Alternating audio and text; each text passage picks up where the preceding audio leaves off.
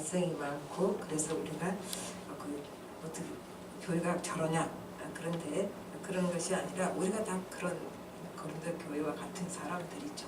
그래서 고린도 교회를 보면서 또 하나님 주시는 은혜로 충만했으면 좋겠습니다. 이 고린도 교회는요 사실 사도행전 18장에 정확하게 잘 소개가 되어 있습니다.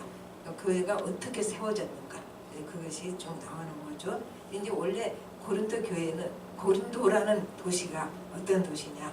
항구 도시고 교통의 요충지고 항구 교통의 요충지가 되면 상업이 발달하죠. 상업이 발달하고 상업이 발달하면 당연히 부해집니다. 그리고 이렇게 부유한 도시는 이상하게 더 부유해져서 더 선결이 된다. 그러질 않아요. 부유해지면 조금 타락하고 퇴폐한 그런 도덕적으로 낮아지는 그런 경향이 있습니다. 그것이 고린도여서 그런 게 아니라 인간이 모든 게 너무 풍족해지면 좋아지기보다는 더 나빠질 수 있는 그런 품성을 가지고 있다고 볼 수 있겠죠. 그리고 이 고린도는 아가야 지방 수도예요. 그러니까 뭐 아가야 지방으로 했다 고린도 나왔다고 왔다 갔다 할 게 아니라 같은 지역이죠. 아가야 지방은 수도가 이제 고린도고 또 이 고린도에는 12신전이 있어서 뭐예요? 우상 숭배가 아주 팽배했다 그 말이죠. 우상의 도시. 그리고 그 중에 제일 유명한 그 신이 아데미, 사랑의 여신. 그래서 또 성적으로 굉장히 문란했던 도시이기도 합니다. 근데 이제 어떻게 세워졌는가? 고린도 교회가 우선 바울이 아덴을 거쳐서 고린도에 들어옵니다. 그런데 이제 바울은 가말리안 문화생으로 대학자지요. 그런데 당시에는 그 랍비들이 말씀을 전할 때 삭스를 받지 않아요. 그렇기 때문에 생계를 유지하기 위해서 전문 기술이 한 가지씩 있어야 되죠. 사도 바울에는 그 전문 기술이 생계를 유지할 수 있는 전문 기술이 가죽으로 텐트 만드는 일이었다. 혹은 그냥 가죽으로 하는 모든 일이라고도 하는데 주로 가죽으로 만드는 텐트 만드는 일을 하고 있었다 그 말입니다. 그럼 사도 바울 혼자 교회가 세워집니까? 이제 그게 하나님의 역사하심이 있습니다. 그때 이제 로마 황제 글라디오가 유대인을 모두 추방해 버려요. 그런데 그때 아굴라와 브리스길라가 추방을 당해서 마침 고린도에 와 있었죠. 근데 이렇게 추방을 당한 사람들이 많으면 어떨까요? 피난민이 많으니까 텐트 수요가 이제 많아진 거예요. 그런데 브리스길라와 아굴라가 이게 처음에는 아굴라가 먼저 나왔다가 다음에는 브리스길라가 이제 앞으로 나옵니다. 그 말은 처음에는 아굴라가 신앙이 더 좋았는데 나중에는 브리스길라가 더 깊어졌다고 또 그렇게 해석도 해요. 어쨌든 간에 이제 그 바울과 이 아굴라 부부가 같은 업종이 텐트 만드는 일. 그러니까 둘이 만나가지고 그때 나는 바울이 이 사람들하고 만나서 교회 세워야지 그런 계획 세웠다고 보지 않아요. 그냥 같은 생업이니까 만나서 그 부부 집에 거하면서 같이 이제 텐트를 만듭니다. 그 생업이니까 그렇게 만들면서 이제 바울이 거기서 회당에 들어가서 유대인 회당에 들어가서 복음을 증거를 합니다. 그러다 보니까 브리스길라와 아굴라가 거기서 은혜를 받고 그 부부 집에서 교회가 시작됩니다. 그게 고린도 교회. 그래서 이제 그 1년 6개월 동안 그 고린도 교회에서 바울이 말씀을 증거합니다. 그러니까 우리가 무엇을 알 수 있냐면 지금 바울이 고린도 교회에서 교회를 세우기 위해서 아굴라와 브리스길라 만나고 이렇게 그게 아니고 하나님이 고린도 교회를 세우기로 작정을 하십니다. 그래서 이제 고린도의 사람들을 구원하기로 작정을 하십니다. 그러니까 때마침 사도 바울은 아덴에서 왔고 또 이 아굴라 부부는 때마침 추방되어서 있었고 또 같은 생업이고 그래서 만나게 되고 그들이 은혜 받고 거기서 교회가 생기고 그러니까 교회를 하나님이 세우신 거죠. 그러니까 우리가 예수 안에 있는 사람은 뭐 다 우연히 그렇게 돼가지고 그 사람을 만나고 어쩌고 그게 아니고 그냥 우연이 아닌 거죠. 그래서 아굴라 브리스길라는 추방당해서 굉장히 안 좋았겠죠. 상업 터전을 잃고 나왔으니까. 근데 거기에 하나님 은혜가 기다리고 있어서 예수 믿게 되고 그리고 자기 집에서 교회가 생기게 되고 또 아굴라 브리스길라는 평생을 바울을 이렇게 사포트 해주는 사람, 후원해주는 후원자가 됩니다. 이제 아름다운 만남이 이루어진 거지요. 그 다음에 이제 바울이 1년 6개월 후에 에베소로 떠나게 됩니다. 그랬는데 거기서 소문에 듣지 않으니까 고린도 교회에 많은 문제가 생겼다는 소식을 듣게 됩니다. 그리고 또 고린도 교회 사람들이 편지를 씁니다. 바울에게. 그래가지고 여러 문제에 대해서 이제 바울의 조언을 구합니다. 그러니까 바울이 고린도 전서를 쓰게 됐다 이렇게 됩니다. 뭐 원래 고린도서가 3개였는데 지금은 전후서만 남아있지요. 그래서 사실은 여기서 문제가 많이 생겼기 때문에 바울이 많이 야단을 칩니다. 바울이 야단을 치고 나중에 또 고린도 교인들이 자기 편지를 보고 회개했다는 소리를 듣고 또 그렇게 미안해하고 고마워하고 그래서 위로 편지를 쓴 게 고린도 후서가 됩니다. 이제 오늘 어쨌든 이제 고린도 교회 고린도 전서 시작을 가니까 우선 말씀부터 봅시다. 1절부터 3절까지는 인사가 나옵니다. 당시 편지 형식을 그대로 쫓은 거예요. 그래서 누가 썼는가? 발신자, 편지 쓴 사람을 자기가 1절에서 썼는데 뭐라고 자기를 소개하는가? 하나님의 뜻에 의해 사도로 부름받았다. 그렇게 자기를 소개를 합니다. 발신자를 하는데 그러니까 그러면 자기가 스스로 사도라고 하네. 그게 아니고 자기 과시를 위한 말이 아니라 이제 자기 사도권에 시비가 붙으면은 이게 자기가 전하는 복음에 문제가 복음에 대해서 그 복음의 가치가 평가절하될 수도 있는 거예요. 자기 때문에. 그래서 그 복음이 훼손되지 않도록 복음을 보호하기 위해서 사도 바울이 자기 사도권을 강력하게 주장합니다. 근데 이제 사도 바울이 그때 사도들은 되게 그렇잖아요. 예수님과 같이 동고동락했던 사람, 같이 먹고 자고 예수님을 보았던 사람. 사도 바울은 그거 없잖아요. 그래서 사도권의 시비가 붙은 거죠. 그러니까 여기서는 이제 사도 바울은 사도로 부르심 받았다. 우린 사도행전을 생각할 수 있죠. 다메섹 도상에서 예수님이 나를 사도로 부르셨다. 이렇게 되는 겁니다. 그 다음에 이제 수신자들이 2절에 나옵니다. 그 수신자들이 굉장히 길어요. 고린도에 있는 하나님의 교회 곧 그리스도 예수 안에서 거룩하여지고 또 성도라 부르심을 받은 자들 이렇게. 근데 이 사람들 있고 그 다음에 또 있죠. 또 각처에서 우리의 주 곧 그들과 우리의 주 대신 예수 그리스도 이름을 부르는 모든 자.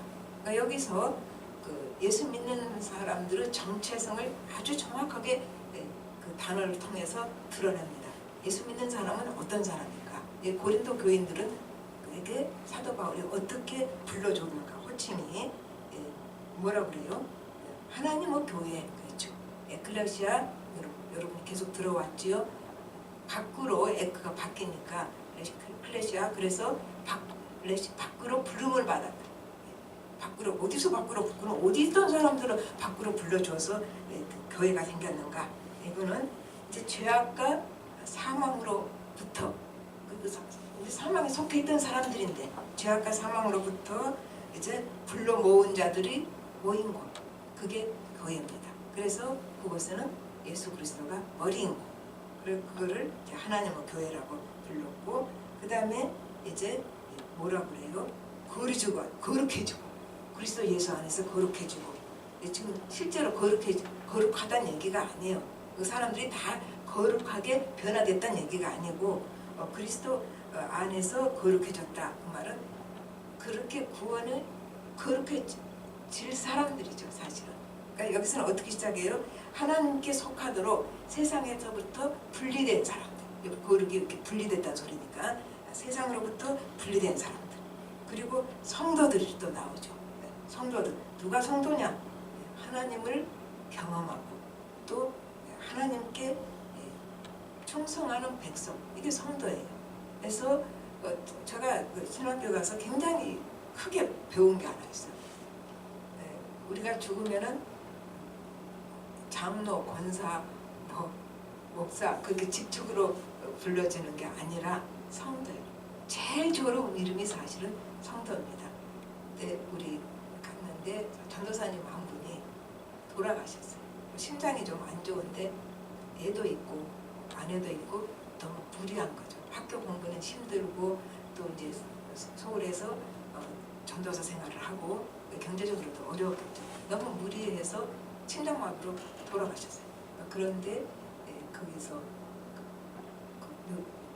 묘지를 가서 내장을 하는데 저도 갔습니다. 갔는데 어떤 그분 이름도 잊어버리고 원래 잘 알던 사람도 아닌데 너무 마음이 아파서 그래서 갔더니 그 이렇게 위에 앞에 관에다가 덮는 곳에 성도 누구 그렇게 써졌어요. 자, 성도가 이름이 최고구나.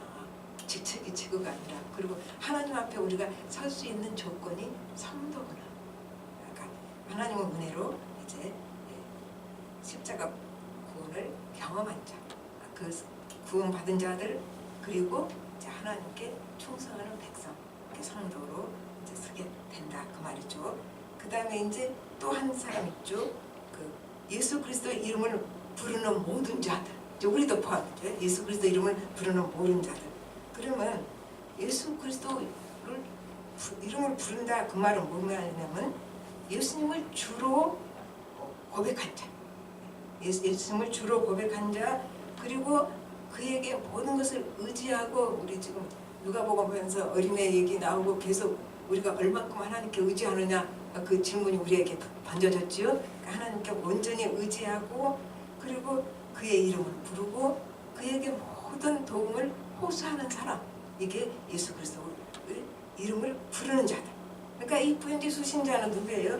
고린도 교회뿐만 아니라 온 세상 기독교인들에게 보내는 메시지죠. 그러니까 우리도 그 속에 들어가 있어요.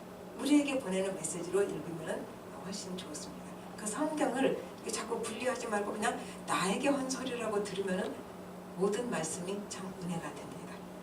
그 다음에 이제 감사를 해요. 4절은 뭐라고 감사하면 그리스도 예수 안에서 너희에게 주신 하나님의 은혜로 말미암아 내가 너희를 위하여 항상 하나님께 감사하노니. 이제 고린도 교인을 구원해 주신 하나님의 은혜에 감사. 또 뭐예요? 너희를 위하여 감사한다 그랬으니까 고린도 교인 자체에 감사. 고린도 교인들이 지금 말썽이 많았다 그랬죠. 근데 그게 문제가 아니에요. 다 귀한 거예요, 사도 바울에게는. 그래서 그 고린도 교인에게 이제 자체에 감사를 하는 거죠. 그러니까 우리가 그 사람이 가장 귀한 거예요. 뭐 이것도 귀하고 저것도 다 귀한 거 많죠. 그러나 하나님은 사람을 가장 귀하게 보셨어요. 사람이 가장 귀하죠. 하나님 형상대로 지었잖아요. 그러니까 우리 안에는 하나님의 형상이 다 있지요. 그래서 사람이 가장 귀하고 사람을 자꾸 수단으로 여기는 건 죄예요. 그렇잖아요. 사람이 어떻게 수단이 됩니까? 저 사람이 이렇게 하면 나에게 유익이 될까요? 저 사람을 자꾸 수단으로 만드는 거는 그건 하나님 앞에서 죄악이다 그 말이죠. 그 사람 속에 하나님 형상이 있는데 그러니까 사람이 수단이 될 수 없고 그 사람 자체가 잘났거나 못났거나 가장 귀하다. 그래서 하나님은 내게 사명을 주시고 내가 무슨 일을 하고 내가 주를 위해서 무엇을 하는 그 일 때문이 아니고 그냥 내 자체가 하나님께는 가장 존귀한 존재로 여긴다 그 말입니다. 그러면 일을 많이 한 사람은 하나님이 더 존귀하게 여기고 일을 하나도 안 하는 사람은 안 존귀해야 되잖아요. 그건 우리 착도고 하나님은 우리 존재 자체를 귀하게 여깁니다. 그 말은 우리도 사람을 그 사람의 능력과 내게 사귀어봤자 나한테 손해나 끼칠 사람이지만 그런 거 생각 않고 그 사람 자체를 귀하게 여길 수 있어야 돼요. 그러니까 사람을 귀하게 여기는 사람이 예수 잘 믿는 사람. 어떤 사람든지 하나님이 모든 사람을 귀하게 여기시기 때문에 우리도 아유 저 하는 집 봐라. 그렇게 얘기할 거 없는 거예요. 그 사람도 하나님에게는 귀한 존재. 하나님이 만드셨습니다.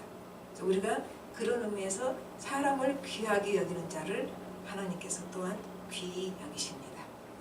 그 다음에 이제 바울이 여기서요 고린도교에서 내가 너희 교회를 세울 때 그런 말 하나도 없어요.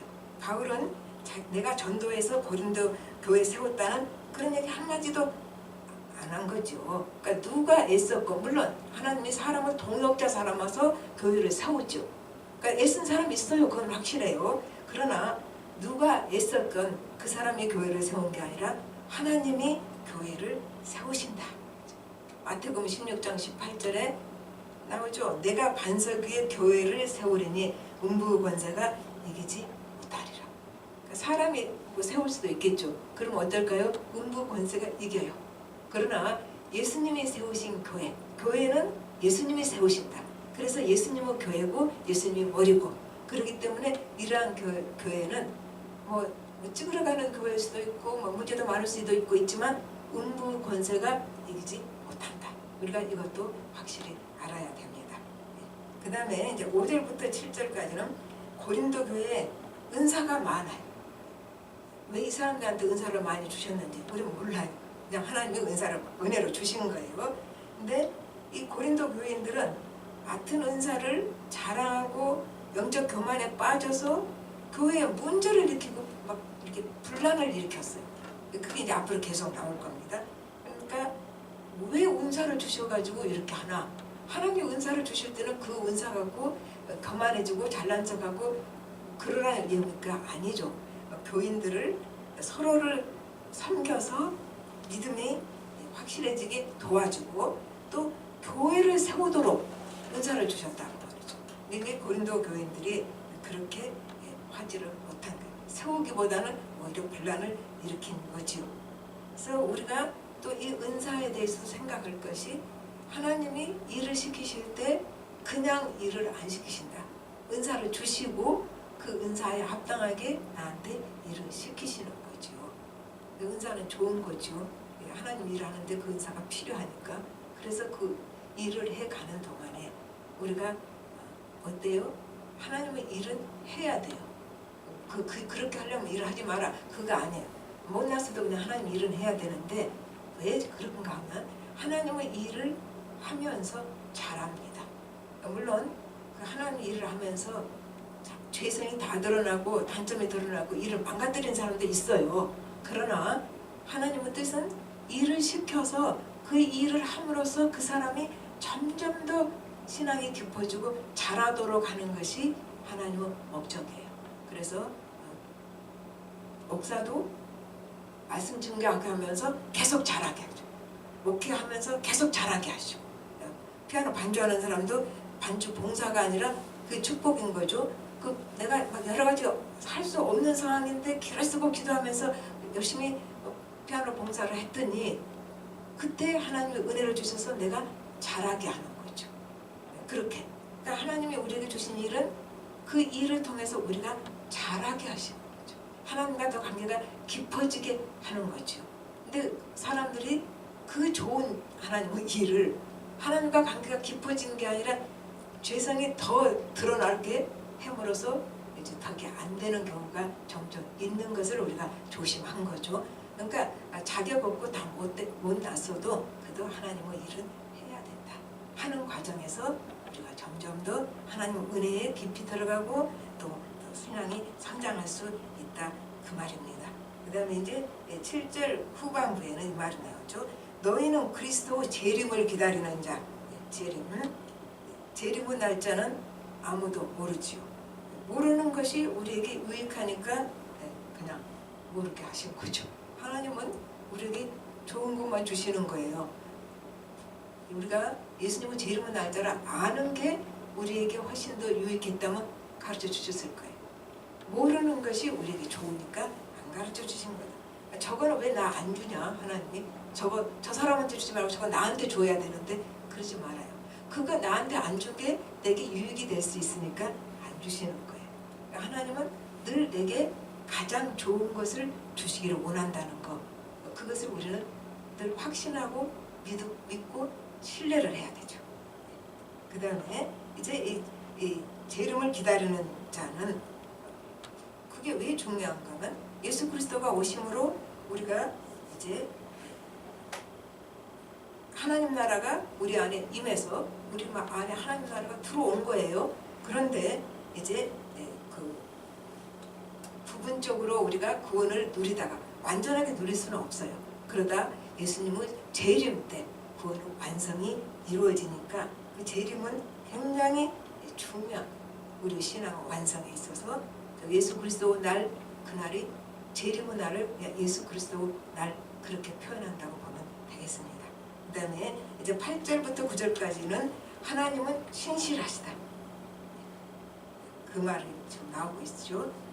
이제 하나님께서 재림하시는 날, 예수님이 재림하시는 날 우리가 흠없이 하나님 앞에 서도록 경고하게 하실 것이다. 이 경고하게 하다는 여기서는 보증하다.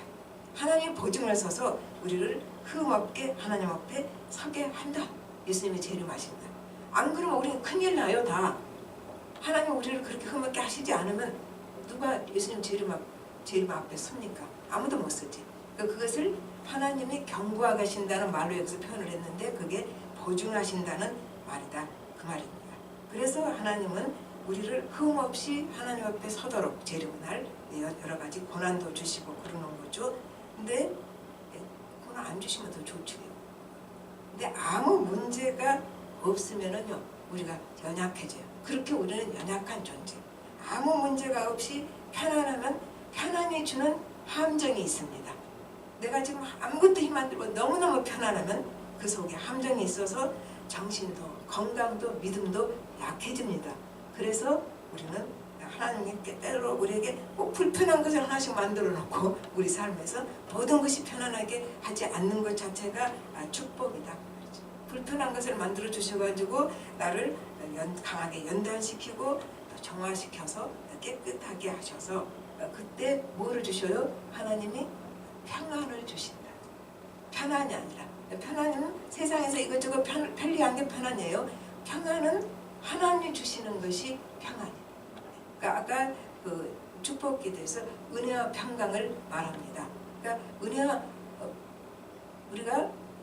은혜와 평강은 하나님으로부터 오는 것이고 예수 그리스도를 통해서 오는 거예요. 왜요? 평강은 내가 예수를 만나고 하나님의 통치가 내 안에 이루어지고 그리고 내 삶의 모든 분야에서 온전해진 거. 그게 평안이거든요. 그게 사람이 어떻게 주겠습니까? 돈 많다고 평안해요? 편안할 수는 있어요. 편안한 도구를 다 살 수도 있고. 그러나 평안은 하나님만이 예수 그리스도를 통해서 우리에게 줄 수 있습니다. 그래서 사도 바울이 이제 축복을 해주죠. 은혜와 평강이 있을 때마다 아까 빼고 넘어갔는데 그래서 우리가 이런 축복도 우리는 할 수 있어야 돼. 내가 축복을 계속 할 때 지금 사도 바울이 고린도에게 축복부터 하잖아요. 은혜와 평강이 있을지어다. 그러면 내가 축복을 할 때 그 축복이 먼저 내 마음을 통해서 나가잖아요. 내 입술을 통해서 나가잖아요. 그래서 남을 축복하는 그 순간에 내 마음에 축복이 머물렀다가 나가잖아요. 그러니까 남을 축복하는 사람은 자기가 축복받는 거예요. 그러니까 축복을 많이 해주십시오. 여러분이 그러면 축복된 마음의 상태가 됩니다. 그 축복을 하는 그 마음에 하나님이 축복을 주시니까. 그래서 우리가 축복받으려면 많이 축복을 해줘야 된다. 그 말입니다. 이제 9절을 본으로 말씀을 읽겠습니다. 9절 보십시오. 너희를 불러 그의 아들 예수 그리스도 우리 주와 더불어 교제하게 하시는 하나님은 미쁘시도다. 이 미쁘시도다는 여기서 신실하시다, 페이트풀을 미쁘시도다 그렇게 해석해요. 하나님께서 우리를 부르시고 그랬잖아요. 여기 우리를 부르시고 우리 그 아들 예수 그리스도 우리 주와 더불어 교제하게 하셨다. 부르셔서 이제 예수님은 십자가 복음을 믿게 하셨고 그게 구원의 시작이에요. 십자가 복음을 믿는 것이 구원이 시작된 상황입니다. 그리고 예수 그리스도와 교제하게 하셨다. 이 말 참 재밌잖아요. 그 말은 예수 그리스도와 관계가 회복되고 이제 예수 그리스도와 연합이 이루어졌다. 그래서 예수 그리스도와 교제하게 되었다. 그 말입니다. 그리고 하나님은 신실하시기 때문에 우리의 구원을 끝까지 책임지십니다. 사도 바울이 지금 고린도 교회를 세워놓고 자기가 세운 건 아니지만 그 일꾼으로서 하나님과 동역자가 돼서 고린도 교회를 세운 건 맞잖아요. 애썼는데 난 에베소에 있으니까 고린도 교회 죽이 되든 밤 되든 몰라 아니에요. 얼마나 고린도 교회에 대해서 그 애타하고 그 마음이 안타까워하고 그런 게 있어요. 그러니까 세운 교회로 끝난 게 아니라 그 뒤까지도 사도 바울이 그 세운 교회에 대한 그런 깊은 애정과 사랑과 그 안타까운 마음이 있는 것처럼 하나님이 우리를 구원해 주시고 그걸로 나 이제 구원 받았으면 좋겠다 그렇게 하지 않아요. 끝까지 우리 구원을 책임지신다. 그래서 페이스풀 신실하시다 말이 나옵니다. 빌립보서 1장 6절에서는 너희 안에서 착한 일을 시작하시니까 그리스도 예수 날까지 이루실 줄을 우리는 확신하노라. 착한 일은 구원이라고 보면 되고 그리스도 예수 날이 뭐라고요? 재림의 날을 그리스도 예수 날이라고 불러요. 보통은 그 재림의 날까지 하나님께서 이제 이루실 것을 우리가 확신한다. 그렇죠? 그러니까 우리 구원의 완성은 하나님이 이루신다. 시작도 하나님이 하셨고 그리고 완성도 하나님이 하시고 그럼 그 과정에서도 함께 하시죠. 네? 구원은 하나님께 속한 겁니다. 누가 어떻게 하는 게 아니에요. 하나님이 그 과정도 책임지셔서 우리는 때로 잘못 생각하고 똑똑한 사람도 잘못 생각할 때 많아요. 저같이 똑똑하지 못한 사람 잘못 생각할 때 꽤 많습니다. 잘못 생각하고 또 실수하고 그리고 겪기려고 하고 그래가지고 또 넘어지고 그냥 잘못 가기만 한 게 아니라 또 거기서 또 넘어져요. 그러면 하나님이 이렇게 세우시고 그리고 하나님 뜻에 합당한 길로 가게 하셔서 결국은 우리가 구원 완성을 누리게 하신다 그 말입니다. 그런데 그 사이에 고난이 있잖아요. 그럼 나 고난 당할 때 하나님 어디 계셨습니까? 고난 당할 때 내가 네 곁에서도 붙잡고 있었다. 그게 하나님의 대답. 여러분이 고난 당하는 그 순간에 하나님이 가장 안타깝게 안아주고 함께 하시고 밀어주시는 시간이에요. 그것을 느낄 수 있는 사람은 고난이 무섭지 않습니다. 그 고난 중에 하나님 주신 은혜, 하나님의 임재, 그것을 그때 체험하거든요. 그러니까 좋은 때도 하나님이 인도하시고 내가 참 안 좋을 때도 그곳에 하나님이 함께 계셔서 같이 아파하시고 같이 고통받으신다. 그러니까 나 때문에 하나님이 내가 당하는 고통 때문에 같이 고통받으신다는 이것을 체험한 자는 할 말이 없어요. 하나님 뭐라고 말을 합니까? 하나님이 누구신데 나 때문에 나랑 같이 고통을 당해 주십니까? 이것에 대한 감동이 우리 신앙을 지켜도 가기도 합니다. 그래서 이제 사도 바울이 그렇게 애타는 심정으로 고린도 교회를 마음 아파하면서 편지 쓰는 것은 바로 사도 바울에게 하나님의 마음이 임한 거예요. 사도 바울이 하나님의 마음으로 세운 교인들에 대해서 이렇게 편지를 썼고 또 우리에게는 하나님께서 우리 한 사람 한 사람을 구원하시고 지속적으로 때로는 또 팽개쳤다가 또 냈다 그게 아니고 지속적으로 사랑하시고 관심이 많습니다. 때로 우리가 예수 믿는 사람들이 더 이기적이고 더 속좁다는 말을 들어요. 그런데 예수 믿어서 그렇게 됐습니까? 아니요. 예수 믿어서 그렇게 이기적이 되고 속좁은 것이 아니라 원래 속좁고 이기적인 사람들이 하나님의 은혜로 예수를 믿은 거예요. 여러분 그 착각하면 안 돼요. 예수를 믿고 뭐 저렇게 속좁고 이기적이나 그렇게 된 게 아니라 원래 우리가 이기적이고 속이 좁은데 하나님의 은혜로 예수를 믿게 됐을 뿐이에요. 그것을 우리가 알아야 되죠. 그래서 이제 그 교회 공동체가 이루어지니까 서로 관계 속에서 자기 단점이 다 드러납니다. 자기 그 죄성이 드러납니다. 근데 이 과정에서 하나님 앞에 자기를 세워놓고 자기를 보는 사람, 하나님 앞에서 자기를 세워놓는 사람, 하나님 앞에 자기를 세워놓으면 잘하는 게 뭐 있어요? 자기 실수와 단점을 인정하지 않을 수가 없지요. 그 사람은 그 교회 공동체 안에서 신앙이 성장해 갑니다. 그래서 혼자 예수 믿는 게 참 어렵고 힘든 일이 오히려 같이 예수 믿는 게 훨씬 좋은 거라고요. 혼자 믿으면 자기 죄성과 단점이 안 드러나잖아요. 혼자 제일 잘 믿는 것 같아요. 그러나 교회 공동체 안에 있으면 다 드러나요. 저 사람 화도 잘 냈다. 저 사람은 참 속도 좋다. 말을 왜 저렇게 하냐. 이게 다 드러나는 거죠. 그래서 교회 공동체 안에서 신앙생활을 해야 돼. 그러면서 자기 자신을 하나님 앞에 세워놓고 버는 사람, 그 공동체 안에서 훨씬 더 성장해 갑니다. 더 성숙해 갑니다. 예. 이제 그 못난 우리를 하나님이 어쩐다고요?